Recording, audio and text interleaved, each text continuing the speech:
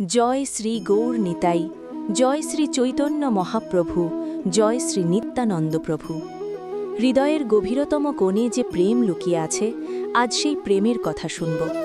কলিযুগের অন্ধকারে যারা হরিনামের আলো জ্বালিয়ে দিয়েছেন, যাদের চোখের জলে সমস্ত জগৎ ভিজে গেছে, যাদের করুণায় পাপীও পবিত্র হয়ে ওঠে, চোখ বন্ধ করুন, হৃদয় খুলুন, চলুন ডুবে যাই তাদের লীলায়। হরে কৃষ্ণ।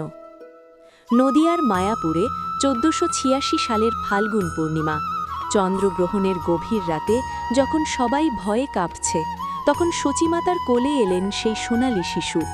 গৌর বর্ণ যেন লক্ষ লক্ষ চাঁদ একসঙ্গে জ্বলে উঠেছে। জন্মের সঙ্গে সঙ্গে আকাশ থেকে পুষ্পবৃষ্টি, গ্রামে হরিবোল ধ্বনি উঠল। সচিমাতা কাঁদতে কাঁদতে তাকে বুকে জড়িয়ে ধরলেন, আমার নিমাই, আমার গৌর হরি। সেই মুহূর্তে সমস্ত নবদ্বীপ কেঁপে উঠল প্রেমের আনন্দে। ছোট নিমাইয়ের দুষ্টুমি যেন প্রেমের খেলা। মায়ের কোলে না উঠলে এমন কাঁদতেন যে হৃদয় ভেঙে যেত। একদিন মিষ্টি না পেয়ে গঙ্গায় ঝাঁপ দিলেন, কিন্তু গঙ্গা মায়ের কোলে উঠে এলেন হাসি মুখে, যেন বলছেন, মা, আমি তোমারই। পণ্ডিত নিমাই তর্কে জিততেন, কিন্তু তার চোখে লুকানো ছিল সেই অশ্রু, যা পরে প্রেমের সাগরে পরিণত হবে। আর এক চক্রার গ্রামে নিত্যানন্দ। ছোট নিতাইয়ের হাসি যেন সূর্যের আলো। পিতামাতার কোলে বসে কৃষ্ণলীলা খেলতেন, বকাসুর বধের খেলায় গাছ উপড়ে ফেলতেন। গ্রামের ছেলেরা ভয়ে কাঁদত, কিন্তু নিতাইয়ের চোখে শুধু অপার আনন্দ। ১২ বছর বয়সে তীর্থযাত্রায় বেরিয়ে পড়লেন। মা পদ্মাবতী কাঁদতে কাঁদতে অজ্ঞান হয়ে পড়লেন। নিতাই বললেন, মা, আমি ফিরব, কিন্তু আমার প্রভুর সঙ্গে মিলে। সেই বিদায়ের কান্না আজও হৃদয় ছুঁয়ে যায়।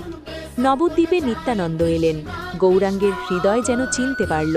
নন্দন আচার্যের বাড়িতে লুকিয়ে থাকা নিতাইকে খুঁজে পেলেন গৌর। দুজনের চোখে চোখ পড়তেই অশ্রু গড়িয়ে পড়ল। গৌরাঙ্গ কাঁদতে কাঁদতে বললেন, নিতাই, তুমি আমার প্রাণ, তুমি না থাকলে আমি কি করতাম। নিত্যানন্দ অজ্ঞান হয়ে পড়লেন প্রেমে। সেই মিলনের মুহূর্তে নবদ্বীপ কেঁপে উঠল ভক্তির আনন্দে।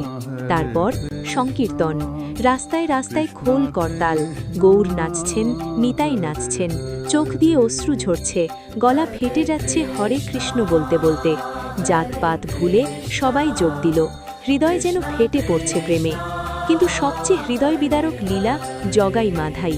দুই পাপী ভাই মদ্যপান করে রাস্তায় ঘুরত। নিত্যানন্দ গিয়ে বললেন, ভাই, হরে কৃষ্ণ বলো, তোমাদের পাপ ধুয়ে যাবে। মাধাই রেগে গিয়ে মাটির হাঁড়ি ছুঁড়ে মারল। নিত্যানন্দের কপাল ফেটে রক্ত ঝরতে লাগল, কিন্তু নিতাই হাসলেন। সেই হাসিতে করুণা, কোনো রাগ নেই। গৌরাঙ্গ এসে ক্রোধে সুদর্শন চক্র ডাকলেন। নিত্যানন্দ পায়ে পড়ে কাঁদতে কাঁদতে বললেন, প্রভু, ক্ষমা করো, এরা তোমারই সন্তান, আমার রক্ত দিয়ে এদের পাপ ধুয়ে দাও। গৌরাঙ্গের চোখে জল। জগাইকে আলিঙ্গন করলেন। মাধাই নিত্যানন্দের পায়ে লুটিয়ে পড়ল।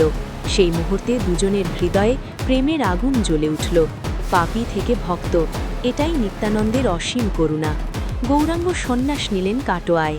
মা শচীকে বিদায় দিতে গিয়ে দুজনেই কাঁদলেন। সচিমাতা বললেন, বাবা, তুমি চলে গেলে আমি কি করে বাঁচব। গৌর কাঁদতে কাঁদতে বললেন, মা, আমি তোমার কাছেই থাকব, হৃদয়ে। পুরীতে গৌরাঙ্গের 18 বছর। জগন্নাথ দর্শনে তিনি অজ্ঞান হয়ে পড়তেন। রথযাত্রায় রথ টানতে টানতে কাঁদতেন, জগন্নাথ, আমাকে নিয়ে যাও। নিত্যানন্দ সামলাতেন, কিন্তু তারও চোখে জল।